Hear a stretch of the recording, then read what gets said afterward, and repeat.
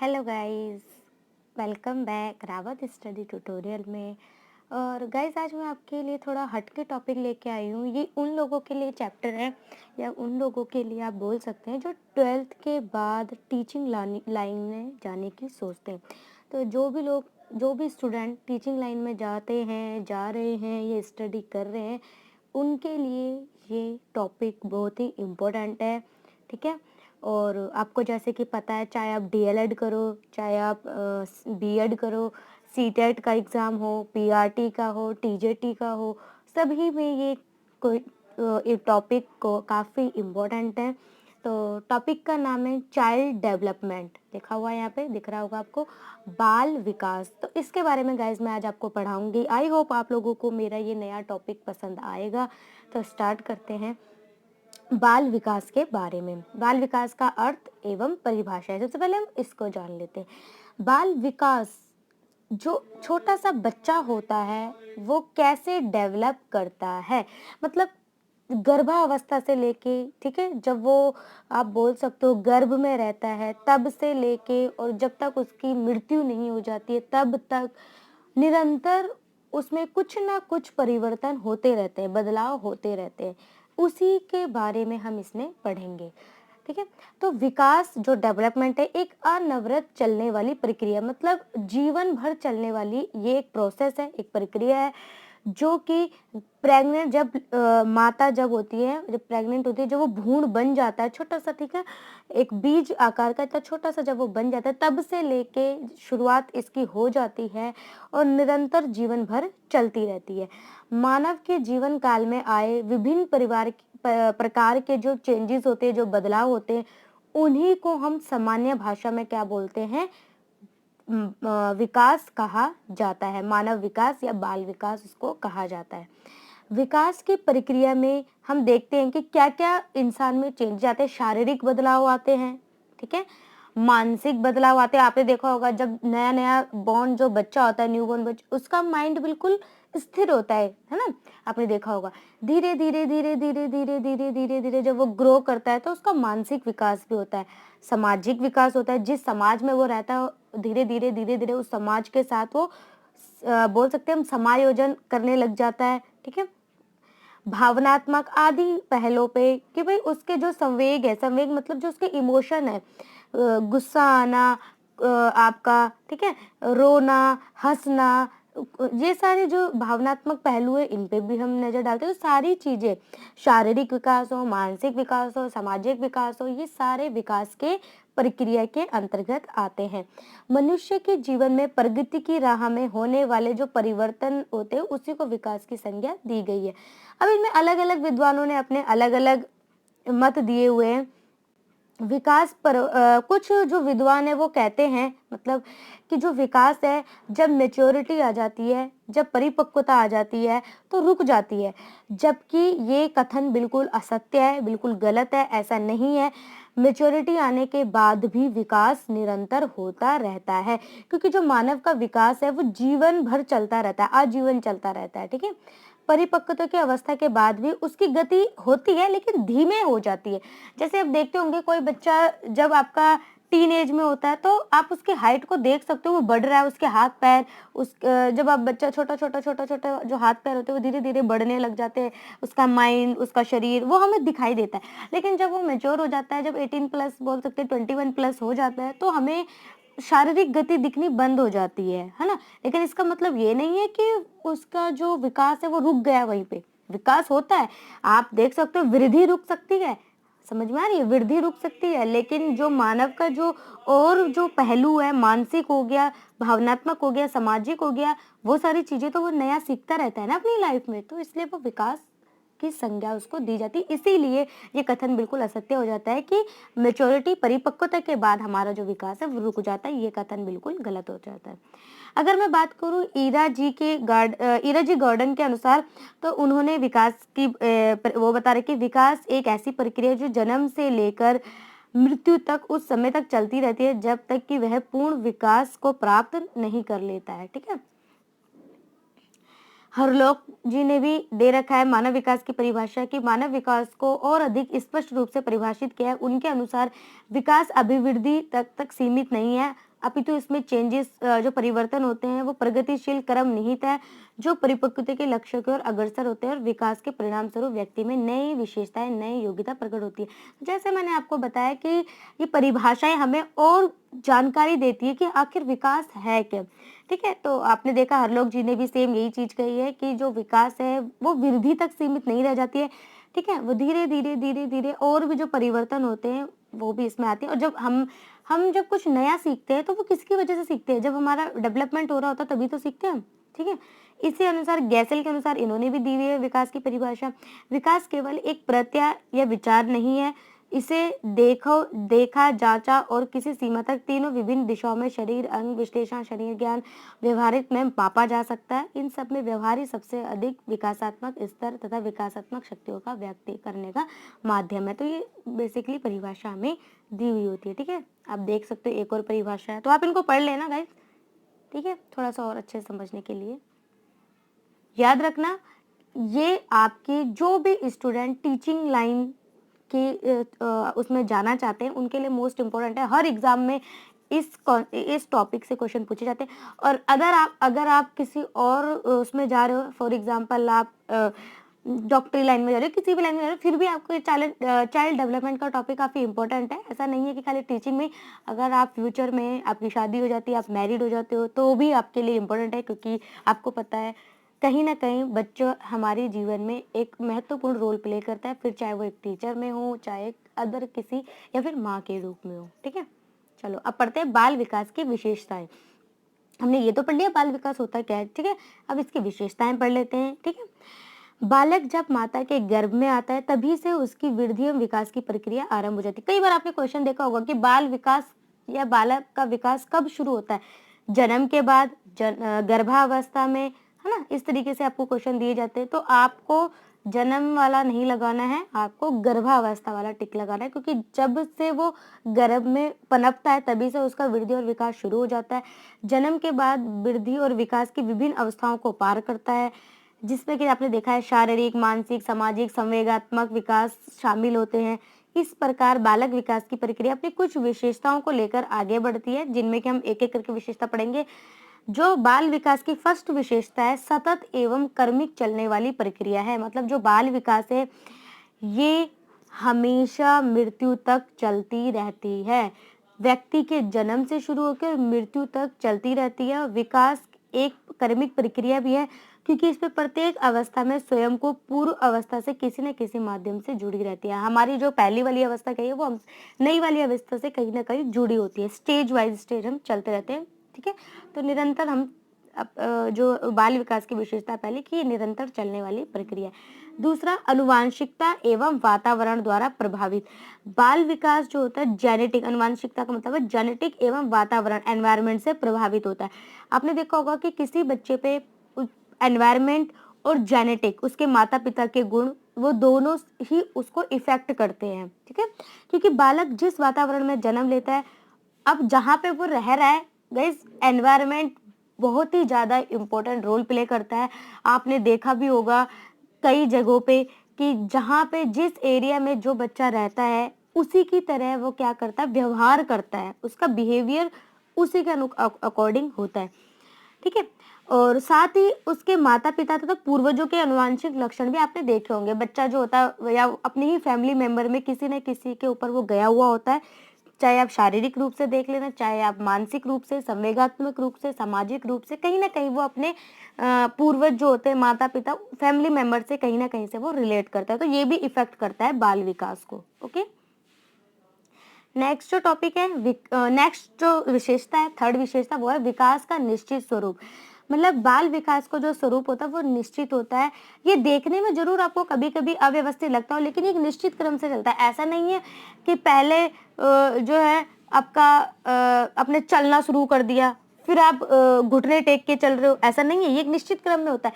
जैसे आपका जन्म हुआ, धीरे धीरे धीरे धीरे पहले छोटा सा बच्चा करवट बदलना सीखता है। ठीक है, करवट, पहले वो एकदम से बैठ नहीं जाता है, पहले वो करवट बदलता है, फिर वो धीरे धीरे धीरे धीरे धीरे करके बैठना शुरू करता है। तो ये एक प्रक्रिया है जो सभी बच्चों के साथ होती है, निरंतर चलती रहती है। ठीक है, चलना, दौड़ना, ठीक है? ऐसे ही वो पहले थोड़ा अपनी आवाज़ को स्टार्ट करता है, फिर गुनगुनाना से स्टार्ट करता है, फिर वो कुछ-कुछ शब्दों को पकड़ता है जो अपने आस-पास है वो सुनता है। इस तरीके से ये एक निश्चित स्वरूप में चलता है। नवीन स्वरूप को धारण करना बाल विकास की प्रक्रिया के बीच जहाँ पुरानी रूपरेखा खत्म हो जाती है, वहीं नई रूपरेखा शुरू हो जाती है। जैसे आपने देखा होगा जो कोई नया छोटा-सा बेबी होता है, ठीक है? तो पहले आपने देखा होगा उसके छोटे-छोटे, छोटे-छोटे दाँत निकलने आते हैं। देखे होंगे आपने? आप उनको अपनी भाषा में कुछ भी बोल सकते हैं, हमारे यहाँ उनके दूध के दाँत बोलते हैं, आपकी भाषा में कुछ भी बोल सकते हैं, लेकिन वो छोटे-छोटे जो पहले उसके दाँत निकलते हैं, आपने देखा होगा एक एज ऐसी आती है, अब देख 7, 8, 9, 10, 11, 12 की जो एज होती है, धीरे-धीरे, धीरे-धीरे वो दाँत टूटने लग जाते हैं। उनकी जगह पे क्या आ जाते हैं, नए दाँत आ जाते हैं।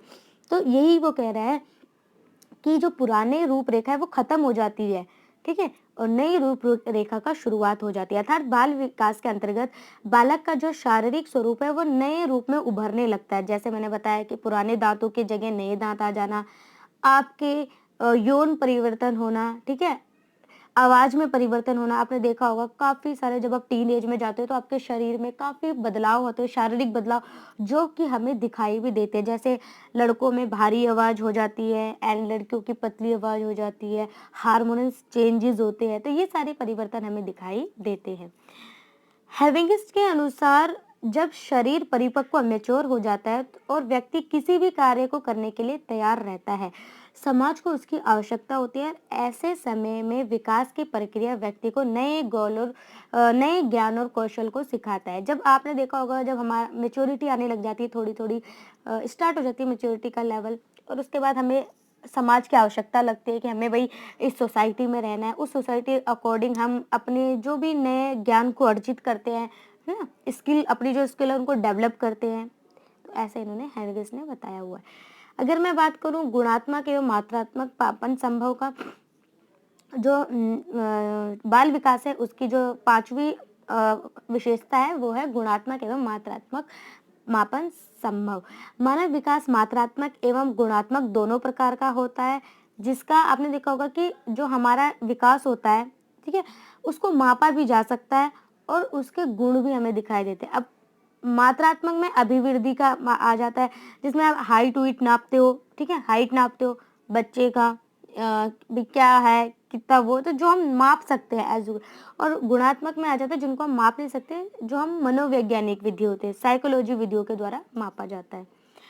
प्राकृतिक एवं सामाजिक प्रक्रिया बाल विकास की प्रक्रिया सतत प्रक्रिया होने के साथ साथ प्राकृतिक एवं सामाजिक प्रक्रिया भी है। इसके अंदर बालक प्राकृतिक और सामाजिक के अनुसार वातावरण में बढ़ता रहता है, ठीक है? जैसे मैंने एनवायरनमेंट के बारे में आपको बताया। विकास की विशिष्टता बालक के विकास में विशिष्टता भी पाई जाती है, क्योंकि बाल विकास की प्रत्येक अवस्था में कुछ संकुल का विकास भी होता है, कुछ कुछ चेंजेस भी आती हैं, ठीक है? तो ये सारे पॉइंट है। ये देखिए एक पिक्चर भी मैंने आपको दे रखी है, पहले बच्चा ऐसे चलता है ना? पहले ये ऐसे छोटे बच्चे, आपने आप आपके घरों में हर किसी के घरों में बच्चा होता है, तो आपने उसको अगर नोटिस किया हो तो आप उसमें चेंजेस देख सकते हो। पहले बच्चा इस तरीके से घुटनों के बल चलता है, फिर वो धीरे-धीरे कोशिश करता है बैठने की, फिर वो 2 पैरों पे चलता है, खेलना शुरू करता है। फिर उसके बाद इस तरीके से वो दौड़ना शुरू करता है, फिर वो इस तरीके से दौड़ना, भागना, बोलना, समझना, इन सारी चीज़ों को वो देखता है। नेक्स्ट विशेषता आ जाती है विकास की भिन्न दरें। विकास की विभिन्न अवस्थाओं में विकास की दरें अलग-अलग होती है। बालक के जन्म के समय ये दर अपने उच्चतम स्तर पर होती है और प्रौढ़ावस्था तक मंद हो जाती है। मतलब जो बालक की अवस्थाएँ होती हैं, स्टेज होती हैं, जन्म के समय बहुत ऊँची होती हैं, ठीक है? कुछ भी सीखना-उखना बालक जल्दी कैच कर लेता है। और अगर मैं बात करूँ कि प्रौढ़ावस्था में तो धीरे-धीरे आपने देखा होगा आइज़ वीक हो जाती हैं और याद नहीं रहता है। और भी बहुत सारे आपके जो हाथ, पैर, हड्डियाँ वगैरह जो होती हैं उनमें जोड़ों में दर्द होना शुरू हो जाता है। तो ये विभिन्न दरें स्टार्टिंग में शुरू में आपने देखा होगा जोश रहता है, धीरे-धीरे, धीरे-धीरे एज के साथ वो धीमे होने लग जाते हैं। पूर्व की स्थिति में परिवर्तन बालक के विकास के साथ ही साथ बालक की शारीरिक रूपरेखा में भी कई परिवर्तन आते हैं। जैसे कि आपने देखा होगा कि बालक में चिंतन शक्ति बढ़ती है, जब आप धीरे-धीरे, धीरे-धीरे जब बच्चा वयस्क बनता है तो उसमें चिंतन शक्ति बढ़ जाती है, ज़्यादा सोचने समझने की शक्ति आ जाती है। पहले वो रेंगना देखा होगा आपने, रेंगता है, रेंग के चलता है, फिर घुटनों के बल चलता है, ठीक है? स्वाद में, टेस्ट में देखा होगा, पहले उसको टेस्ट का कुछ पता नहीं चला, धीरे-धीरे उसको टेस्ट का पता चलने लग जाता है। तो ये सारी चीज़ें चेंजेज़ होती हैं। यह परिवर्तन जो बालक में जांग, दाँत, छाती आदि में थाइमस, पीनियल ग्रंथियों के कारण होता है। ये याद रखना गाइस कि कौन-सी ग्रंथि के कारण ये चेंजेज़ हमें पता चलते हैं। तो थाइमस एवं पीनियल ग्रंथि के कारण ये चेंजेज़ हमें देखने को मिलते हैं। परिवर्तनशील आकार एवं भार शारीरिक अभिवृद्धि के समय बालक के आकार में काफी परिवर्तन और वेट में, भार में काफी परिवर्तन आपको देखा होगा, जिसको आप नाप भी सकते हो। जैसे जैसे बालक बढ़ता है उसके शरीर के भार में कद, उसकी हाइट, उसकी वृद्धि, बुद्धि मतलब सोचने समझने की, आंतरिक वजह से फेफड़े, हृदय, आंतों उनमें भी वृद्धि हम देख सकते हैं। इस प्रकार हम देखते हैं कि विकास की प्रक्रिया कुछ विशेषताओं को लेकर आगे बढ़ती है। साथ ही साथ ये विकास एवं व्यापक कॉन्सेप्ट भी एक दूसरे से मिल जाता है। इसमें व्यक्ति के जीवन काल में आए सभी परिवर्तनों को भी शामिल किया जाता है। ये भी मोस्ट इंपोर्टेंट है गाइस, जो मैं आपको दिखा रही हूँ।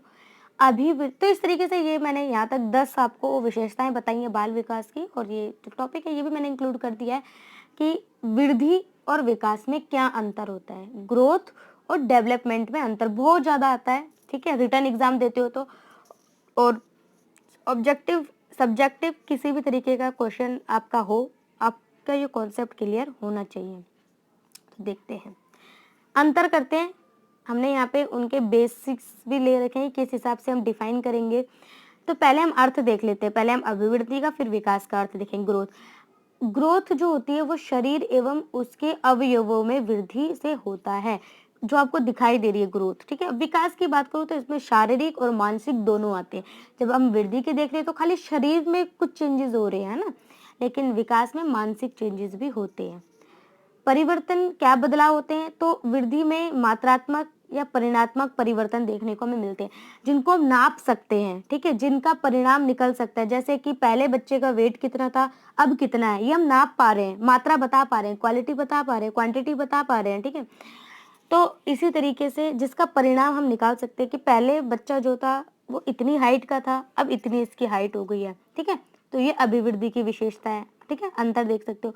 और विकास की बात करूं तो ये गुणात्मक परिवर्तनों का बोध है। बच्चे के अंदर क्या क्या गुण जो दिखाई तो नहीं दे रहे, जिनको नाप तो नहीं सकते, लेकिन चेंज तो हो रहे हैं, बदलाव तो हो रहे हैं, तो गुणात्मक।